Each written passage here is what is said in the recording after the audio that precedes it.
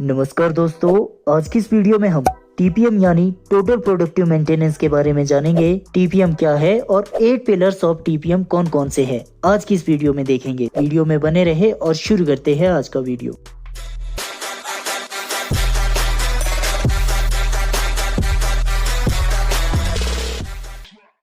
किसी भी organisation, company, power plant, industry, factory etcetera, इन सभी का अल्टीमेट एम होता है प्रोडक्टिविटी और क्वालिटी को बढ़ाना, और साथ में इनमें काम करने वाले एम्प्लॉयज के मोराल को भी हाई रखना या उन्हें सेटिस्फाई रखना।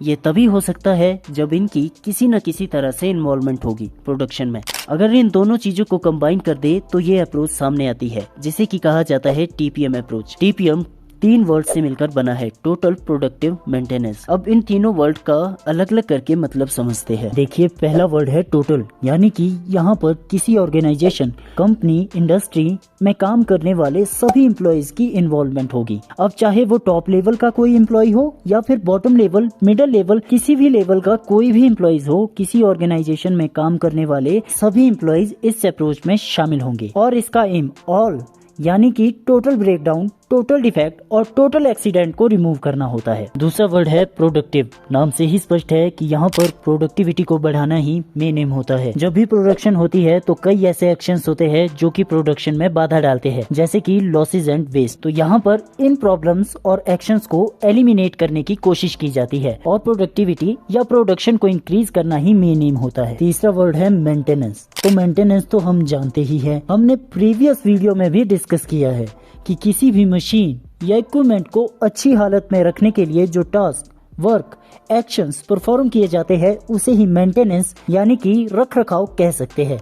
जैसे कि टेक्निकल और एडमिनिस्ट्रेटिव एक्शंस, जैसे कि हम मशीन या जो हमारा इक्विपमेंट होता है उसकी लुब्रिकेशन करते हैं, क्लीनिंग करते हैं, और अगर कोई मशीन पार्ट खराब हो गया है तो उसे रिपेयर या रिप्लेस भी करते हैं। तो इन सभी एक्शंस को जो हम मशीन के ऊपर करते हैं इसे ही हम मेंटेनेंस कहते हैं, ताकि जो हमारी मशीन है वो अपनी मैक्सिमम कैपेसिटी के साथ प्रोडक्शन दे सके और खराब ना हो, मतलब अपनी टॉप वर्किंग कंडीशन में रहे। तो अगर हम इन तीनों वर्ड्स के मीनिंग को कंबाइन करें तो संक्षेप में हम ये कह सकते हैं कि यहाँ पर टोटल यानी कि ऑल एम्प्लॉइज इस अप्रोच में शामिल होते हैं और सभी का एम प्रोडक्टिविटी को बढ़ाना और क्वालिटी को इम्प्रूव करना होता है। और जो मशीन या इक्विपमेंट के ऑपरेटर्स है वो मेंटेनेंस टास्क में भी इन्वॉल्व होते हैं। न केवल ऑपरेटर्स बल्कि मशीन से कनेक्टेड सभी एम्प्लॉइज, चाहे वो सुपरवाइजर ही क्यों ना हो, सभी मेंटेनेंस टास्क में डायरेक्टली और इनडायरेक्टली इन्वॉल्व होंगे। सभी में एक सेंस ऑफ ओनरशिप डेवलप होती है और सभी हायर रिस्पॉन्सिबिलिटी और हायर कमिटमेंट के साथ कार्य करते हैं। इसका फोकस ऑपरेशन को आसान बनाना, प्रोडक्टिविटी और मशीन्स की अवेलेबिलिटी को इम्प्रूव करना, मेंटेनेबिलिटी को आसान बनाना और साथ में ऑपरेशन एरिया को सेफर बनाना होता है और एक तरह का सेफ एनवायरनमेंट प्रोवाइड करना होता है। ये एक तरह का कॉन्टिन्यूड प्रोसेस है। यहाँ पर लगातार कॉन्टिन्यूसली इम्प्रूवमेंट होती रहती है, जहाँ पर सभी एक टीम की तरह कार्य करते हैं। इसे मेडिकल साइंस ऑफ मशीन भी कहा जा सकता है। आप इसे ऐसे समझ सकते हैं क्योंकि यहाँ पर मशीन की हेल्प पर कार्य करते हैं। चलिए अब देखते हैं कि ओरिजिन ऑफ टीपीएम कैसे हुआ। देखिए, अगर ओल्ड अप्रोच की बात करें तो मेंटेनेंस को डल और डंकी जॉब समझा जाता था। जो मशीन पर काम करने वाला आदमी होता था वो मेंटेनेंस टास्क में इन्वॉल्व ही नहीं होता था। तो ये अप्रोच थी कि I operate and you fix, कि मैं तो मशीन का ऑपरेटर हूँ और मेरा काम केवल मशीन चलाना है, और अगर कोई मशीन में खराबी आती है तो उसे मेंटेनेंस डिपार्टमेंट वाला ठीक करेगा। जिससे कि जाहिर सी बात है कि जब ऐसा होगा तो जो ऑपरेटर होता था वो मशीन के मैकेनिज्म को समझने की कोशिश ही नहीं करता था, जिससे कि एक तरह का अनसेफ वर्किंग एनवायरनमेंट क्रिएट हो जाता था। और यदि कोई मशीन में प्रॉब्लम आ जाती थी तो जो ऑपरेटिंग स्टाफ होता था उसे मेंटेनेंस वाले किसी आदमी को बुलाना पड़ता था, जिससे कि टाइम भी वेस्ट होता था और कॉस्ट भी ज्यादा आती थी। प्रोडक्शन में भी बाधा पड़ती थी। सोचिए, अगर यही काम मशीन ऑपरेटर कर लेता तो ये सारे लॉसेस नहीं होते, जैसे कि time waste, production loss, cost etcetera. कहावत भी है, a stitch in time saves 9। तो इसी प्रॉब्लम को सॉल्व करने के लिए नया कॉन्सेप्ट आया जिसे कहा गया प्रोडक्टिव मेंटेनेंस। यहाँ पर जो मशीन ऑपरेटर होते हैं वो मेंटेनेंस टास्क में भी इन्वॉल्व होंगे, जिस तरह एक आदमी अपनी हेल्थ का ध्यान रखता है और छोटी मोटी बीमारी को खुद ही प्रिवेंट करता है और मेजर प्रॉब्लम के केस में ही डॉक्टर के पास जाता है, उसी तरह से जो ऑपरेटर होता है वो भी जो डेली के टास्क होते हैं जैसे कि डेली चेकिंग, क्लीनिंग और लुब्रिकेशन एटसेट्रा उन्हें ऑपरेटर खुद करेगा, या मेजर ब्रेकडाउन के केस में ही जो मेंटेनेंस पर्सनल होगा उसे बुलाएगा। और जब प्रोडक्टिव मेंटेनेंस के कॉन्सेप्ट को एक्सटेंड किया गया सभी एम्प्लॉइज पर, चाहे वो मटेरियल मैन हो, क्वालिटी मैन हो या फिर किसी ऑर्गेनाइजेशन कंपनी में काम करने वाला कोई भी एम्प्लॉय हो, जब सभी एक टीम की तरह कार्य करते हैं और मेंटेनेंस टास्क में इन्वॉल्व होते हैं तो इसे कहा जाता है टोटल प्रोडक्टिव मेंटेनेंस। तो इस नई अप्रोच में I operate and you fix वाला जो स्लोगन था वो रिमूव हो गया और यहाँ पर एक नया स्लोगन सामने आया कि आई ऑपरेट, आई फिक्स और आई मेंटेन, यानी कि अगर मैं मशीन ऑपरेट कर रहा हूँ तो मैं ही उसकी मेंटेनेंस भी करूँगा, मैं ही उसके प्रति रिस्पॉन्सिबल रहूँगा।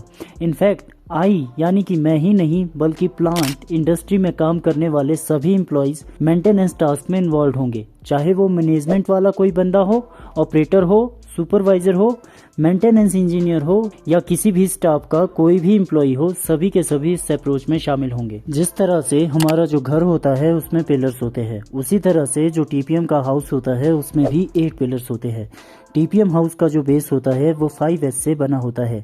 अब ये 5S क्या है? तो 5S एक तरह का जापानीज टूल है और इसका इस्तेमाल वर्क प्लेस को मैनेज करने के लिए किया जाता है। ये 5S से मिलकर बना है।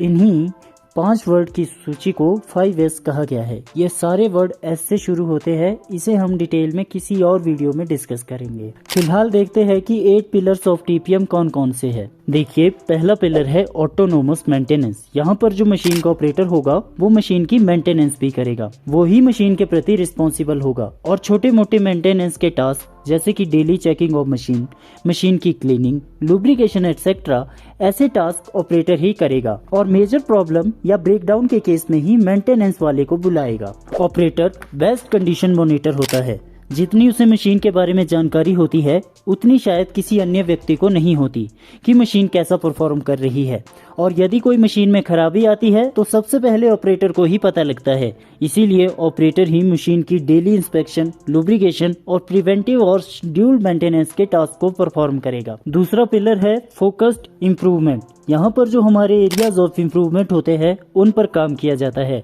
और कंटिन्यूअसली इम्प्रूव करने की कोशिश करते हैं जिससे कॉस्ट, रिजेक्शन और प्रोडक्टिविटी जैसे फैक्टर्स इंप्रूव हो सके। इस कंपोनेंट या पिलर का ऑब्जेक्टिव एफिशिएंसी, प्रोडक्टिविटी को इंक्रीज करना होता है। यहाँ पर हम various kinds of losses and waste को एलिमिनेट करने की कोशिश करते हैं। यहाँ पर काइजन का इस्तेमाल होता है। काइजन 2 वर्ड से मिलकर बना है। पहला है काई जिसका अर्थ होता है चेंज और दूसरा है जन जिसका अर्थ होता है गुड, यानी कि चेंज फॉर द बेटर। तो यहाँ पर स्मॉल इम्प्रूवमेंट्स को लगातार किया जाता है। ये एक्टिविटीज प्रोडक्शन एरिया तक ही सीमित नहीं होती बल्कि इनका इस्तेमाल एडमिनिस्ट्रेटिव एरियाज में भी होता है। टीपीएम इन मेजर लॉसेस के रूट कॉज को फाइंड आउट करके इन्हें एलिमिनेट करता है। जनरली यहाँ पर 16 काइंड्स ऑफ लॉसेस होते हैं। टीपीएम अप्रोच इन्हें ही रिमूव करने की कोशिश करती है। देखिए, अगला पिलर है प्लांट मेंटेनेंस। प्लानिंग का मतलब होता है thinking about future in advance और मेंटेनेंस का मतलब तो हम जानते ही है कि मशीनों की देखभाल करना। जनरली ये एक तरह की शेड्यूल्ड मेंटेनेंस है। यहाँ पर डेली, वीकली, मंथली, क्वार्टरली हम कह सकते हैं टाइम बेस्ड टास्क पहले ही डिफाइंड होते हैं। जैसे कि यदि हम कार का एग्जांपल ले तो हम अपनी गाड़ी की सर्विसिंग टाइम टू टाइम करवाते हैं, जैसे कि 1000 किलोमीटर, 5000 किलोमीटर और 10,000 किलोमीटर के बाद गाड़ी की सर्विस होती है और वेरियस टास्क परफॉर्म किए जाते हैं जैसे कि general checkup, oil filter change, engine oil change etcetera, ताकि हमारी जो कार है या व्हीकल है उसमें कोई भी दिक्कत ना आए और बिना खराब हुए अपना काम करती रहे, मतलब चलती रहे। उसी तरह से मशीनों के केस में भी यही होता है। यहाँ पर भी प्रिवेंटिव और प्रिडिक्टिव मेंटेनेंस के मेजर को अडॉप्ट किया जाता है और ये टाइम बेस्ड मेंटेनेंस के टास्क परफॉर्म किए जाते हैं। चौथा पिलर है क्वालिटी मेंटेनेंस। नाम से ही स्पष्ट है, इस पिलर में प्रोडक्ट की क्वालिटी के ऊपर ध्यान दिया जाता है और डिफेक्ट फ्री यानी कि 0 डिफेक्ट वाला प्रोडक्ट बनाया जाता है ताकि हमारी जो मशीन है वो पहली बारी में ही डिफेक्ट फ्री प्रोडक्ट प्रोड्यूस कर सके और जो कस्टमर है उसे सही समय पर सही प्रोडक्ट मिल सके। ऐसा ना हो कि पहला डिफेक्टेड पीस बनाओ और बाद में उसे छांटकर अलग करना पड़े। और फोकस होता है कि प्रोडक्ट के डिफेक्ट को प्रिवेंट कर सके सोर्स पर ही। पांचवा पिलर है अर्ली इक्विपमेंट मैनेजमेंट। जो भी हम नया इक्विपमेंट या मशीनरी लेने वाले हैं उसके बारे में पहले ही प्लानिंग कर लेते हैं कि उसमें क्या प्रॉब्लम आ सकती है और उसे कैसे अवॉइड किया जा सकता है। जैसे कि अगर हम कोई नई मशीन लेते हैं तो उससे रिलेटेड टूल्स, एसेसरीज जिसकी हमें रिक्वायरमेंट होती है पहले ही सोचकर ये सारा सामान ले लेते हैं ताकि जो हमारी नई मशीन है वो पहले दिन से ही प्रोडक्शन देना शुरू कर दे बिना रुके। और जो नया इक्विपमेंट है उसमें सेटअप टाइम एटसेट्रा में लगने वाला समय है उसे रिड्यूस किया जा सके और मशीन को इजी टू ऑपरेट बनाया जा सके। तो इस पिलर में ये सारी चीजें की जाती है। अगला पिलर है एजुकेशन एंड ट्रेनिंग। यहाँ पर प्लांट इंडस्ट्री में काम करने वाले एम्प्लॉयज को एजुकेशन एंड ट्रेनिंग दी जाती है। जैसे कि यदि कोई ऑपरेटर मशीन या इक्विपमेंट के ऊपर काम कर रहा है तो उसके बारे में उसे पूरी जानकारी होनी चाहिए। यहाँ पर इस पिलर का एम होता है कि जो एम्प्लॉयज होते हैं उनमें मल्टी स्किल्स डेवलप हो सके जिससे कि उनका मोराल हाई रहे और वो काम करने के लिए हिचकिचाए नहीं, वो काम करने के लिए आगे आए। मशीन से संबंधित सारी इंफॉर्मेशन जैसे कि हाउ एंड व्हाई, यानी कि मशीन कैसे काम करती है और ये क्यों होता है, इन सभी की जानकारी दी जाती है जिससे कि उन्हें किसी भी प्रॉब्लम के रूट कॉज के बारे में जानकारी मिल सके। यहाँ पर जनरली उन्हें दो तरह की ट्रेनिंग दी जाती है। पहली है सॉफ्ट स्किल ट्रेनिंग कि टीम के रूप में कैसे कार्य करना है और कम्युनिकेशन स्किल्स के ऊपर भी काम किया जाता है। दूसरी है टेक्निकल ट्रेनिंग। यहाँ पर इनकी प्रॉब्लम सॉल्विंग स्किल्स और इक्विपमेंट रिलेटेड स्किल्स को अपग्रेड किया जाता है और जब वर्कर स्किलफुल बन जाता है तो उसके पास एक्सपीरियंस भी होता है तो वो नए एम्प्लॉई या नए वर्कर को भी ट्रेन कर सकता है। सातवां पिलर है सेफ्टी एंड एनवायरमेंटल मैनेजमेंट।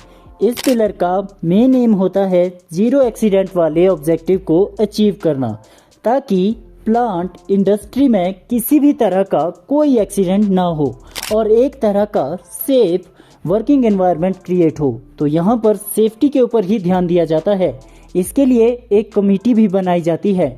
यहाँ पर ऑफिसर्स और वर्कर की तरफ से रिप्रेजेंटेटिव होते हैं।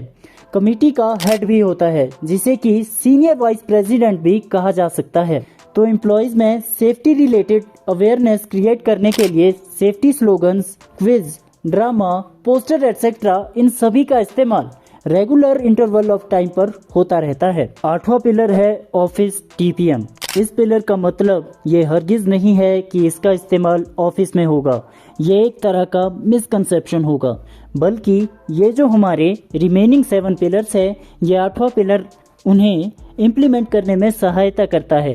जो एडमिनिस्ट्रेशन होती है वो ये सुनिश्चित करती है कि ये 7 पिलर्स में टीपीएम अप्रोच अच्छी तरह से इम्प्लीमेंट हो सके। तो यहाँ पर एक तरह के एसओपी और स्टैंडर्ड तैयार करते हैं। तो ये सारे काम एडमिनिस्ट्रेशन ही करती है, या हम कह सकते हैं कि जो हमारा एडमिनिस्ट्रेटिव स्टाफ होता है ये सारे काम वही करता है। तो उम्मीद है टीपीएम और टीपीएम के 8 पिलर्स के बारे में आपको अच्छी जानकारी मिली होगी। अगर आपको वीडियो अच्छी लगती है तो आप वीडियो को लाइक, कमेंट, शेयर भी कर सकते हो। साथ में अगर आप चैनल पे नए आए हो तो आप चैनल को सब्सक्राइब भी कर सकते हो। Thanks for watching and have a nice day.